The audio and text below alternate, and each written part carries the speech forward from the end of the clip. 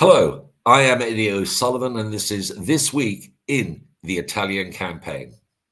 In this week's edition of This Week in the Italian Campaign, the 8th Army attack on the Bernhardt Line in November 1943, with my special guest, Richard O'Sullivan.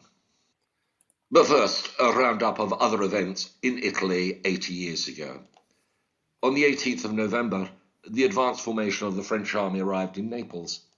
2 days later, the 2nd Moroccan Division started to land in the city. On the 25th of November, the French Expeditionary Corps headquarters arrived by air. Commanded by General Juin, the corps was placed in the 5th Army under General Mark Clark. On the 21st of November, the German 14th Army was formed in northern Italy under General Eberhard von Mackensen. Its headquarters was created using the staff of Army Group B, which had been abolished when Albert Kesselring was given command of all Axis troops in Italy. 14th Army was initially responsible for the defence of Rome and dealing with any amphibious landings the Allies might make to the rear of the German 10th Army, which was fighting on the defensive line south of Rome.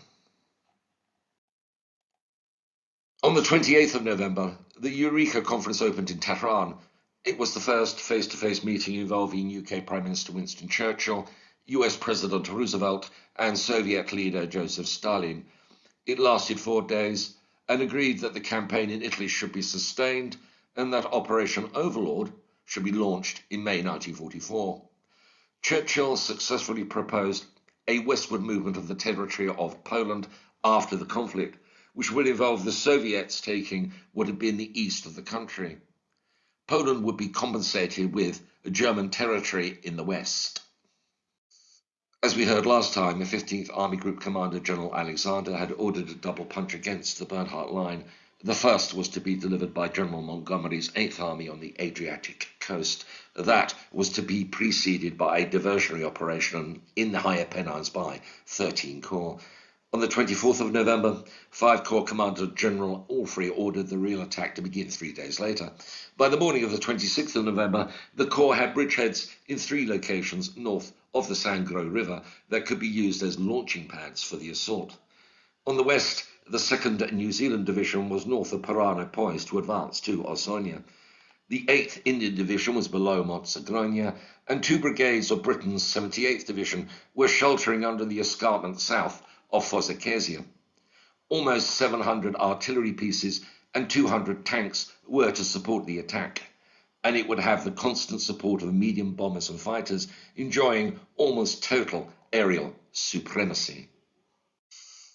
At midnight on the 27th, the 1st Battalion of 5th Gurkhas advanced in a rainstorm towards the outskirts of Mozzagrogna as artillery pounded the village, but quickly came under heavy machine gun fire. In close support, the 1st Battalion of the Royal Fusiliers advanced from the river. They had been ordered to pass through Mozzagrogna before turning northeast to attack Santa Maria. But the Fusiliers were ordered instead to help the Gurkhas take Mozzagrogna, where there was intense house-to-house fighting. Around 5 o'clock, as the Gurkhas and Fusiliers secured a footing in Mozzagrogna, 16 tanks of the 26 Panzers appeared, 5 Mark IVs, 6 self-propelled guns known as Stugs, and 5 Mark IIIs equipped with flamethrowers. The church, being used as a company headquarters by the Fusiliers, was doused by a flamethrower. It was knocked out by a Piat anti-tank gun. As dawn started to break, artillery opened fire to halt the German attack and knocked out a second flamethrower. But no tanks could get forward from the Sangro because the road to Mozzagrogna was blocked by a crater and the surrounding area was thick with mines. By dawn, the Gurkhas and Fusiliers held half the village, but were under intense attack. At noon, it was decided to pull out to positions on the banks of the Sangro. The Gurkhas and Fusiliers suffered more than 200 casualties in the attack. By nightfall, engineering work on the road from the river was completed to allow the 50th Royal Tank Regiment to join the assault. Preceded by an artillery barrage, the 1st Battalion of the 12th Frontier Force Regiment advanced towards Mozzagrogna at 9 o'clock. Fusiliers joined the fresh attack. Once again, the German garrison sheltered in deep dugouts during the bombardment and returned to their firing positions once it had lifted. At dawn, 3 British tanks arrived from the Sangro. With their arrival, the defences at Mozzagrogna collapsed. The resilience of German defences on Mozzagrogna led to a change in plans that would involve an attack by the 38th Irish Brigade. At 6:30 on the morning of the 29th of November, 2 companies of the 6th Battalion of the Royal Inniskilling Fusiliers, known as the Skins, supported by 2 squadrons of tanks from the 44th Royal Tank Regiment, advanced to the Lee Colley Ridge east of Mozzagrogna. The ridge was captured by 3 o'clock in the afternoon, and the village of Santa Maria was taken 2 hours later. That night, a team of Gurkhas and Royal Fusiliers seized the crossroads between Mozzagrogna and Santa Maria and linked up with the 78th Division. The Skins were relieved by the 8th Battalion of the Argyll and Sutherland Highlanders and redeployed to join the second phase of the attack. Meanwhile, the 2nd Battalion of the London Irish Rifles and Tanks of the County of London Yeomanry moved forward a mile to the foot of the escarpment north of the Sangro. At 9:30 on the 30th of November, the London Irish, working with the tanks behind a heavy artillery barrage, began systematically to destroy German strongpoints south of Fosakesia. The German defensive fire was prepared for a frontal assault, and when put down, was many hundreds of yards from the London Irish. By 1 o'clock in the afternoon, Fosakesia and the ridge to Mozzagrogna were taken. At 2, the 1st Battalion of the Royal Irish Fusiliers, known as the Fogs, and tanks passed through Fosakesia to the coast to complete the destruction of the German line. By nightfall, the Irish Brigade had advanced more than a kilometre to the north. London Irish Colour Sergeant Ted O'Sullivan recalled the aftermath of the battle in his memoirs. I travelled along the road from Mozzagrogna soon after the attack had been completed. I saw the preparation of funeral guts for the many Indian dead, casualties in the attack. I continued into Fosakesia and arrived just as my company moved a piano into the street. One of the lads was playing it. To the left, the 21st Indian Infantry Brigade followed the ridge from Mozzagrogna to Romagnoli, the next hedgehog German position. It encountered strong opposition outside the village and repulsed 3 counterattacks. To the 5th Corps left, the New Zealand Division had attacked from its bridgehead to take high points north of the Sangro in the early hours of the 28th of November. The opposition was 2 battalions of the 65th Infantry Division. On the 2nd of December, the division's advanced brigade captured Castelfrentano on the lateral road from Lanciano, 9 kilometres north of the Sangro. The Bernhardt Line from the Apennines to the Adriatic had been comprehensively shattered. The Germans withdrew to the next defensive line, the formidable Gustav Line, which ran from the mountains to the sea around Ortona. The Royal Irish Fusiliers Captain Laurie Franklin Vale wrote to his wife Olive in the UK on the 28th of October, while he waited below the embankment north of the Sangro before the Irish Brigade attack on the Fosakesia to Mozzagrogna Ridge the next morning. I'm writing this under rather uncomfortable conditions, so you will have to excuse the scrawl. It is a bright, sunny Sunday afternoon, but we are all very dirty, unshaven, and generally the aspect is not unduly peaceful, although there is no especial danger to me. My desert sores have nearly healed now. I have a rather irritating cough and cold, but then most other people are the same. These nights in the open air are not particularly conducive to curing it. We hear lots about sunny Italy, but whatever the days may be like, the nights are damn cold. I shivered and froze in my greatcoat last night and slept very fitfully, and tonight does not promise very great warmth. Matters were made worse last night by the fact that we had to wade across an icy river. I couldn't help smiling when I heard my runner say, "Jesus, it's cold," in such a surprised tone. I have run out of my present supply of available airmails, and it will probably be some days before I can get some more. Consequently, do not worry if it is a few days before you hear from me. This is bound to be unavoidable at times. Look after yourself, precious, and write as often as you can. I live for your letters. All my loving kisses to you and dear little Valerie. Lawrence. Okay, so that was another extract from Laurie Franklin Vale's letters to his wife. And they, interestingly enough, they were written on the Sunday, the 28th of November.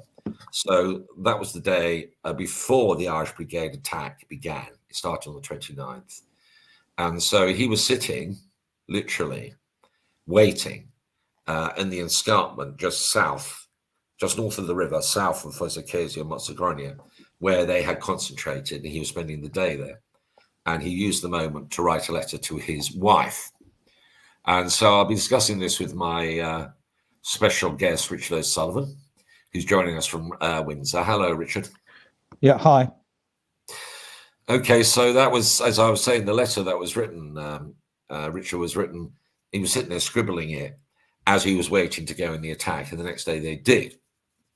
And amazing that he was writing this letter in the way he did, and he was self-censoring to a certain extent, because he said it's not unduly peaceful. What he meant was he was sitting there and the whole place was going up. The whole German line was being continuously bombarded. It was deafening. He couldn't sleep. So, that's kind of interesting that he should write a letter. But it used a lot of metaphors and similes that not actually tell the truth.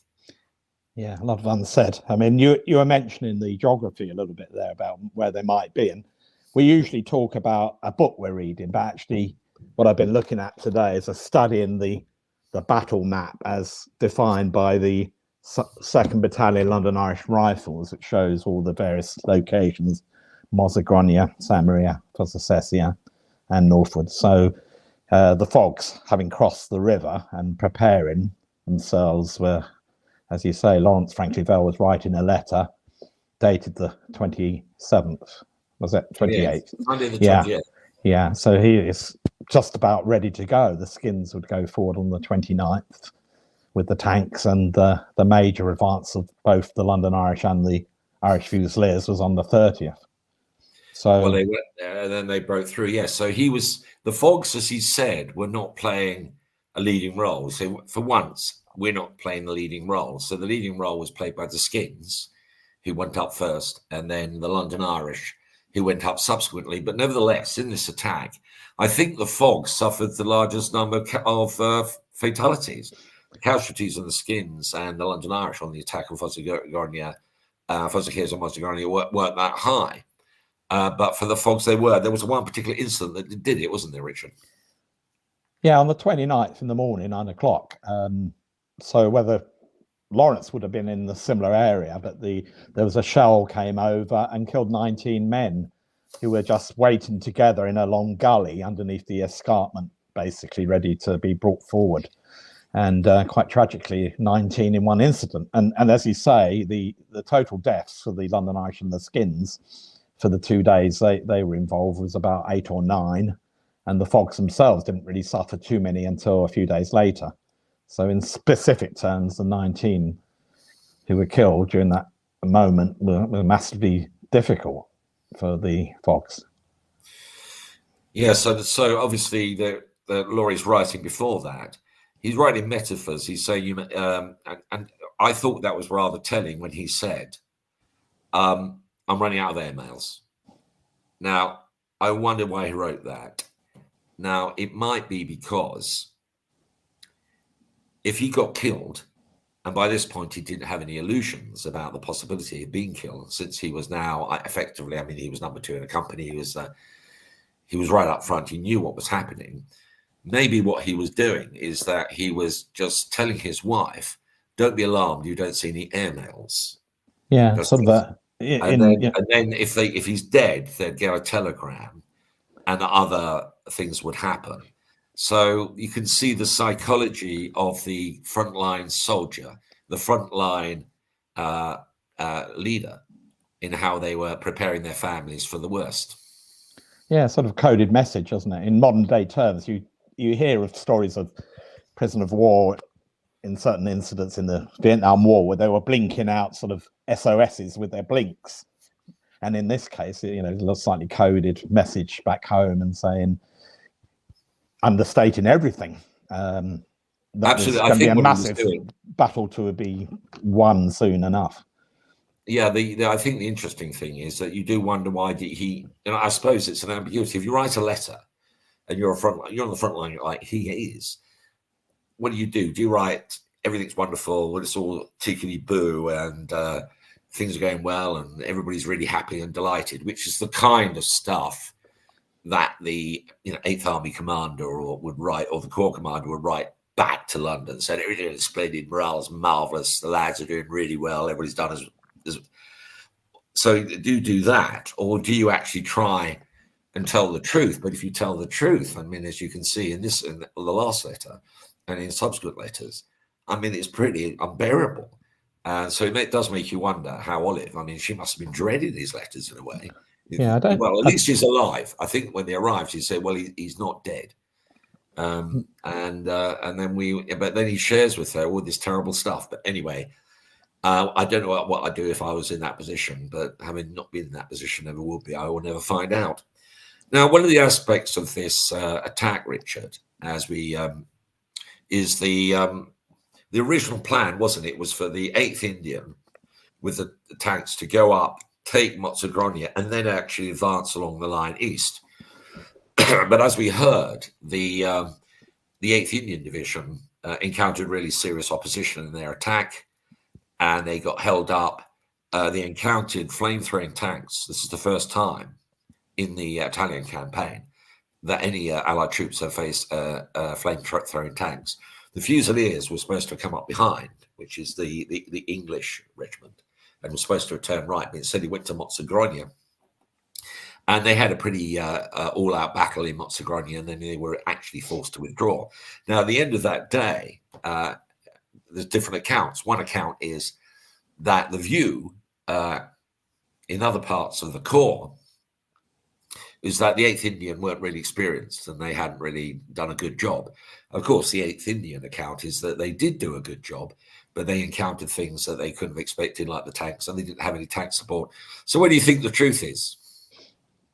I don't know, but I mean, just looking at the geography, Mozzagronia, which is where the Indian Division faced the flame-throwing tanks, is very close to San Maria, another village and outskirts of Mozzagronia. So the intent of the 8th Indian Division was to take Mozzagronia as a base and move to San Maria as the base for the Irish Brigade's attack along the ridge line. And when we've been there, and there is a road along the ridge line, so the actual thwarted attack of the 8th Indian, which, as you say in your narrative, with the tank support later, they got into Mozzagronia and the defensive position collapsed, occurred. It meant that the starting point for the Irish Brigade wasn't yet ready, and it wasn't really very far away. But I suppose the Irish Brigade's view with the 4th Irish Armoured Brigade, so the two brigadiers, John Curry and Nelson Russell, came to a view that with a base from Mozzagronia, we can move to Santa Maria, get the Inniskillens there, the skins in, then bring the Argyll Sutherlands up to hold it, and then the original plan did include the Fogs and London Irish to move along the ridge line, so it took a day longer than expected or thought possible.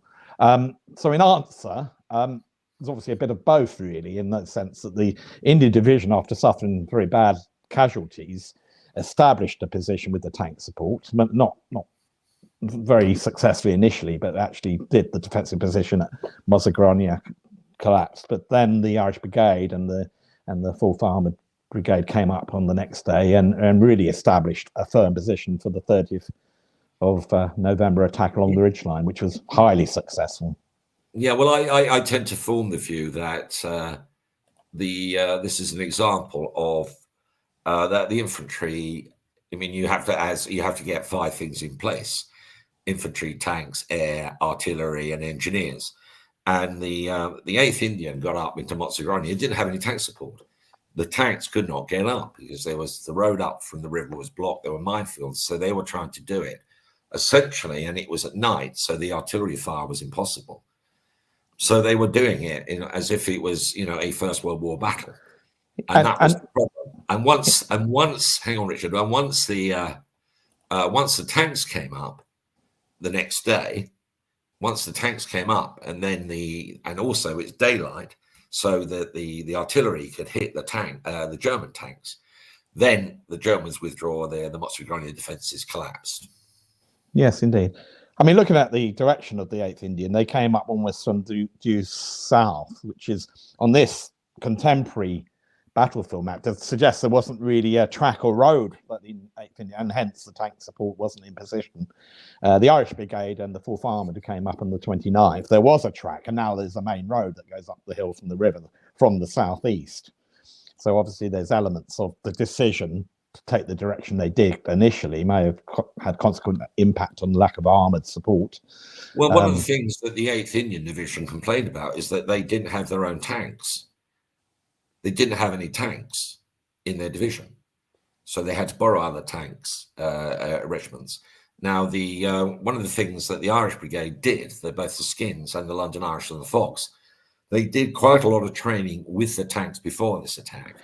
So they got accustomed to working together. And in the London Irish attack in particular, this was a very well-organized coordination between armour and infantry, wasn't it? Oh, sure. I mean, just one other point on that last one you've made is that the accounts, so the 4th Armoured Brigade and the London Irish and the Skins, etc., were working very closely for several days before the attack, so they knew each other very well, and the professionalism of the approach was clear. And obviously Curry and Russell, the brigadiers, got on very well. But on the 30th, the attack along the ridgeline towards, it looks like it's to the east, but actually it's in a northeasterly direction to Fossa Sesia, was brilliantly constructed, and it was 3 companies of London Irish, and each company, so FG and H company of the London Irish, 2nd London Irish, had a squadron of tanks from 44th Royal Tank Regiment, and the artillery barrage would come down, and each company would then associate itself with the squadron, move forward, and it was over. They divided the battlefront to Fossa Sesia into 7 sections, and they're quite well defined, very professionally done, and the collapse of the defensive forces was overwhelming. The Germans didn't expect it from that direction, it's fair to say, because there were other things going on in the valley below the escarpment. So the attack of the London Irish and the tanks was overwhelmingly successful. And yeah, this is the Irish Brigade taking some close coordination. Daytime attack helped because the artillery support is there. Secondly, you've got tanks. Thirdly, you've got formations that are used to working with each other and with tanks. And I think the Indian Division simply didn't have those advantages. And hadn't had the time to practice or anything like that. No, they were out on the left. The area they were in was inappropriate for use of tanks for them to practice without taking them right out of the line. So I think we sorted that one out. One of the things that was interesting in this week 80 years ago was the arrival of the French army. So in this week 80 years ago, and a little bit of politics associated with this as far as I can tell, because General Juin, who was appointed head of the French Expeditionary Expeditionary Corps, he was a very experienced, highly qualified commander. He had been born in North Africa. He had actually been born in Annaba, in what is now Algeria, and he was used and accustomed to managing the French North African forces, which were nearly all recruits from Tunisia, Morocco, and Algeria. But he was a formidably qualified man who had a reputation as someone who had made the big decision in North Africa to call for an end of the French resistance to the Allied landings, particularly the American. And so you had a political problem.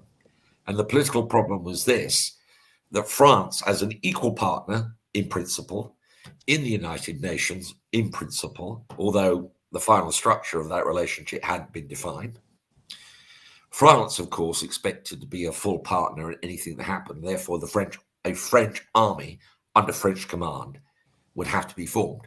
But at this point, the force majeure, the Juin, arrived, and he was initially, as the French Expeditionary Corps, he was a corps in the Fifth Army under Mark Clark. It tells you something a little bit about the politics of the Allied coalition at this point, and we saw the conference that took place in Cairo when the Chiang Kai-shek was there, and then this week, 80 years ago, and we'll talk about it next episode, the Turks were in consultation with the Allies. So the politics was pretty heady. That's right, isn't it, Richard?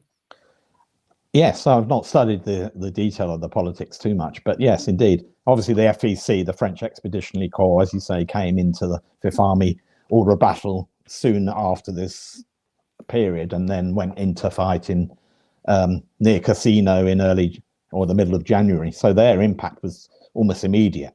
The politics was clear. Juan, Giraud, de Gaulle was in the background, political leadership, and others. So yeah, North Africa was complex. I think the Italian element for the French forces continued to be complex.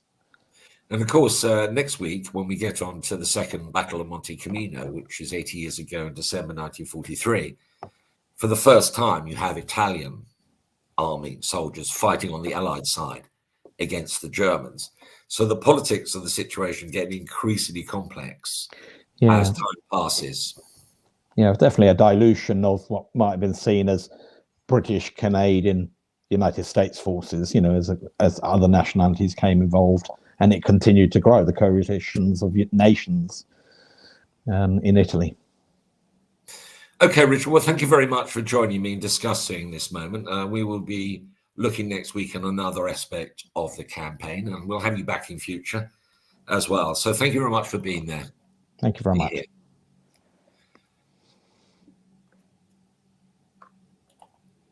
Well, that's it for this week in the Italian campaign. We will be back next week with another edition of the show, and we will be dealing with the Second Battle of Cammino and next week we're dealing with the advance to the Moro River. And so we will be dealing again with the 78th Division and the week after that, we're going to be dealing with the Second Battle of Cammino. So from everybody here at This Week in the Italian Campaign, it's goodbye, good luck, and God bless.